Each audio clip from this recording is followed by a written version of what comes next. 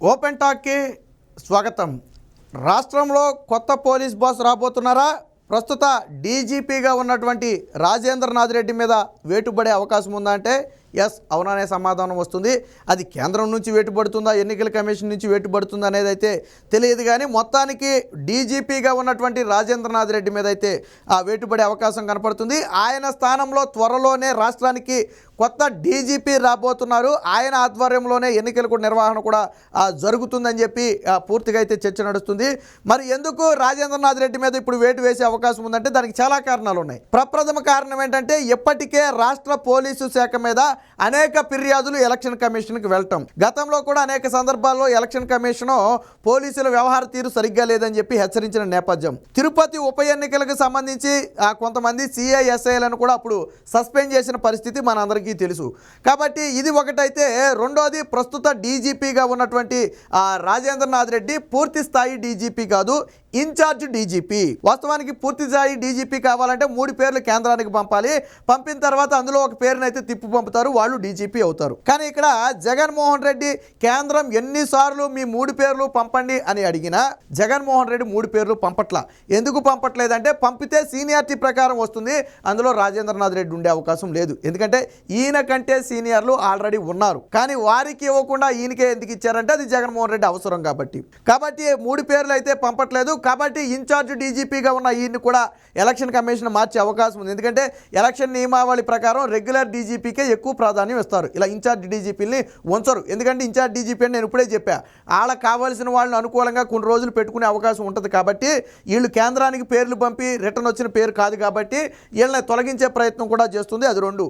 ఇక అన్నిటికీ మించి అతిపెద్ద ప్రధాన కారణం ఏంటంటే మొన్న నరేంద్ర మోదీ గారి సభలో పోలీసుల పూర్తి వైఫల్యం. ఇప్పటికే ఆల్రెడీ పల్నాడు ఎస్పీ రవిశంకర్ రెడ్డి మీద ఒక నివేదిక తయారైందని మనం ఆల్రెడీ మాట్లాడుకున్నాం. దాంతోపాటు ప్రకాశం, నెల్లూరు, అన్నమయ్య జిల్లా, ఈ 3 జిల్లాల కలెక్టర్లు కూడా ఎస్పీలు కూడా దానికి బాధ్యత వహించాలి. వాళ్ళు కూడా విధి నిర్వహణలో నిర్లక్ష్యంగా వ్యవహరించడం వల్లే ప్రధాని సభలో భద్రతా వైఫల్యం వచ్చిందని చెప్పి ఆల్రెడీ మనం మాట్లాడుకున్నాం.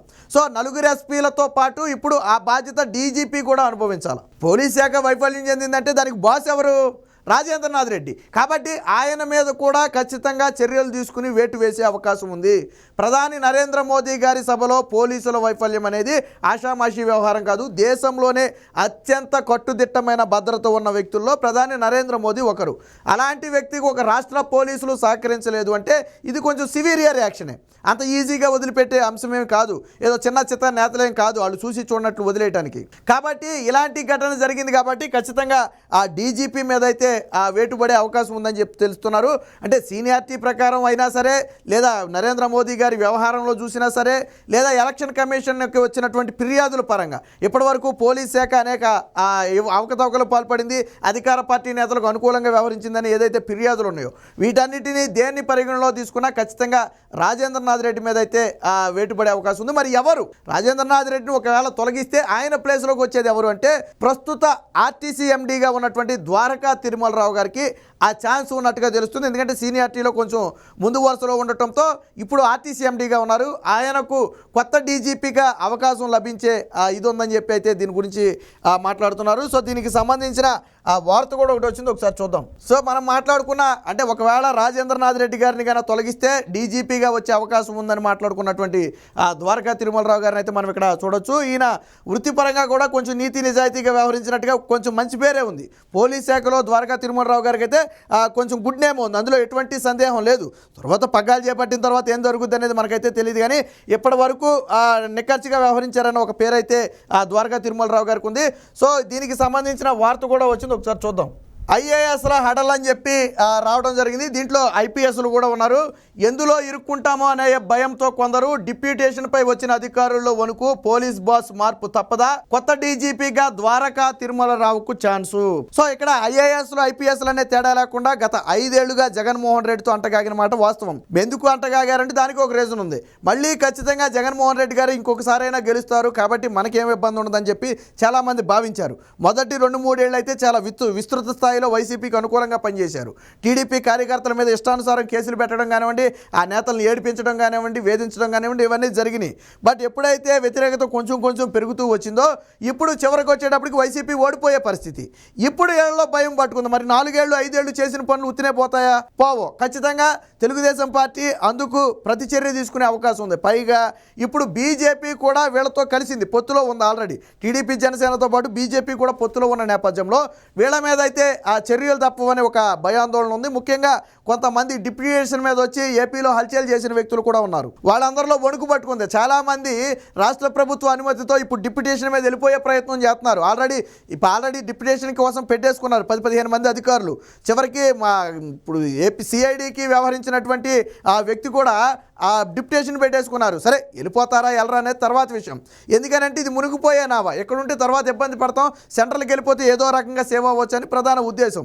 దాంతో వెళ్ళిపోయే ప్రయత్నం చేస్తున్నారు. ప్రస్తుతానికైతే అదన్నీ సాధ్యపడలేదు అనుకోండి. సో దీంతో ఇప్పటి వరకు ఆ ఏపీలో కొందరు ఐఏఎస్ ఐపీఎస్ అధికారులు అడలెత్తిపోతున్నారు. ఎప్పుడు ఎలాంటి సమస్యల్లో ఇరుక్కుంటామోననే భయాందోళనలో ఉన్నారు. అయితే జగన్ ప్రభుత్వంలో కొందరు ఐఏఎస్ ఐపీఎస్లు వారిపై అండగా చూసుకుని ఇష్టారాజ్యంగా వ్యవహరించారు. మనల్ని ఎవరు ఏం చేయలేరన్న భావంతో అడ్డగోలు పాలన చేశారు. ఇక పోలీస్ శాఖలో అయితే కొందరు అధికారులు వారు చేసిన పనులపై ప్రతిపక్షాలు గగ్గోలు పెట్టినా లెక్క చేయలేదు. అందుకు తగ్గట్టుగానే ఉన్నతాధికారుల వ్యవహార శైలి కూడా ఉంది. సో ఇక ఇప్పటికే ఏపీలో ఐఏఎస్ ఐపీఎస్లకు సంబంధించిన అనేక అంశాలకు సంబంధించి కేంద్రానికి నివేదికలు అందుతున్నాయి. ఇది కూడా వారిని ఒకంత కంటి మీద కునుకు లేకుండా చేస్తుంది. ఎప్పుడైతే బీజేపీ వీరితో కలిసిందో మొన్న ప్రధాని గారి సభకు సంబంధించి ఆల్రెడీ నివేదిక అనేది కేంద్ర హోంశాఖకు అందింది. సో దాని మీద ఎవరి మీద చర్యలు తీసుకుంటారనేది ప్రస్తుతానికి తెలియదు. పల్నాడు ఎస్పీ మీద అయితే ఖచ్చితంగా చర్యలు ఉంటాయని మనం భావించాం. అలాగే ఇతర ఐఏఎస్లకు సంబంధించి కూడా జగన్మోహన్ రెడ్డికి అనుకూలంగా వ్యవహరిస్తూ ఇప్పుడు ఎన్నికల్లో లబ్ధి చేకూరే విధంగా చేయాలనే ప్రయత్నం చేస్తున్న వారి పేర్లన్నీ కూడా కేంద్రానికి చేరుతున్నాయి. అలాగే ఎలక్షన్ కమిషన్ కూడా చేరుతున్నాయి. దీంతో వేటు తప్పదేమోనని చాలామంది ఐఏఎస్ ఐపీఎస్లు అయితే భయం అయితే ఉండటం జరిగింది.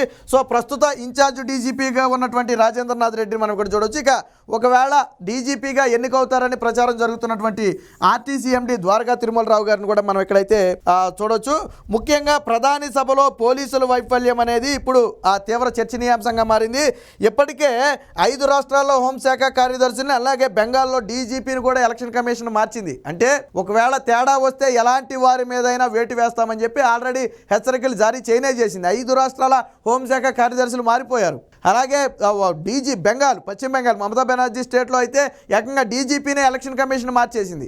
ఎందుకంటే వాళ్ళు ఉంటే ఎన్నికలు సక్రమంగా నిర్వహణ జరగదు, అధికార పార్టీకి అనుకూలంగా ఉంటారనేది ఒక ప్రధాన వాదన. సో ఎలక్షన్ కమిషన్కి పవర్స్ ఉన్నాయి కాబట్టి ఎవరినైనా మార్చేస్తుంది. ఆ ప్రభావం ఖచ్చితంగా ఇప్పుడు ఏపీలో కూడా పడబోతుంది. నేను ఆల్రెడీ ఇందాకే చెప్పుకున్నట్టుగా ప్రధాని సభలో పోలీసుల వైఫల్యం కానివ్వండి, ప్రస్తుతం ఉన్నటువంటి డీజీపీ కేవలం ఇన్ఛార్జ్ మాత్రమే కానివ్వటం కానివ్వండి, లేదా ఇప్పటికే పోలీస్ శాఖ చేస్తున్నటువంటి పనుల మీద నివేదికలన్నీ కూడా అందటం కానివ్వండి, ఇవన్నీ కూడా చాలా కీలకంగా మారాయి. అందుకనే అన్నిటికీ బాధ్యుడిగా పోలీస్ శాఖ డీజీపీగా ఉన్నటువంటి రాజేంద్రనాథ్ రెడ్డి మీద అయితే వేటుపడే అవకాశం ఉందని చెప్పి అయితే చెప్పడం జరుగుతుంది.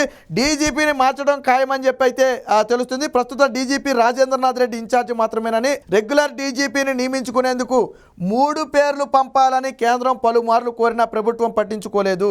పైగా రాజేంద్రనాథ్ రెడ్డి కన్నా సీనియర్ అధికారులు ఉన్నారని కూడా చెప్తున్నారు. దీంతో ఎన్నికల కమిషన్ నియమావళి ప్రకారం కొత్త రెగ్యులర్ డీజీపీ వస్తారని చెప్పి పోలీస్ వర్గాలు అయితే భావిస్తున్నాయి. ఆ కొత్త డీజీపీ ఎవరా అన్న దాని మీద చర్చ నడుస్తుంది. ప్రధానంగా ఆర్టీసీ ఎండీ అయినటువంటి ద్వారకా తిరుమలరావు గారు అయితే ఎక్కువ ఛాన్స్ ఉందని చెప్పి అయితే కొంతమంది చర్చ అయితే నడుస్తుంది. ఎందుకంటే సీనియారిటీ ప్రకారం కొద్ది ముందు వరుసలో ఉండటంతో రాజేంద్రనాథ్ రెడ్డి గారి మీద వేటు వేస్తే ఖచ్చితంగా ఆ ప్లేస్లోకి అయితే ద్వారకా తిరుమలరావు గారు అయితే రావచ్చు. ఆల్రెడీ గతంలో కూడా మనం చూసాం 2019 ఎన్నికల సమయంలో కూడా సీఎస్ని వెంటనే మార్చడం జరిగింది. అప్పుడే ఎల్వి సుబ్రహ్మణ్యాన్ని తీసుకొచ్చారు. తర్వాత ఆయన పరిస్థితి ఏమైంది అనేది మనందరికీ తెలుసు అనుకోండి, అది వేరే విషయం. సో మొత్తంగా రాష్ట్ర డీజీపీ అయినటువంటి రాజేంద్రనాథ్ రెడ్డి మీద అయితే వేటు తప్పే అవకాశం లేదని జోరుగా చర్చ నడుస్తుంది. మరి చూద్దాం, ఈయనతోనే ఎన్నికలకు వెళ్తారా లేదా కొత్త బాస్ని నియమించి ఎన్నికలకు వెళ్తారా అనేది వేచి చూద్దాం.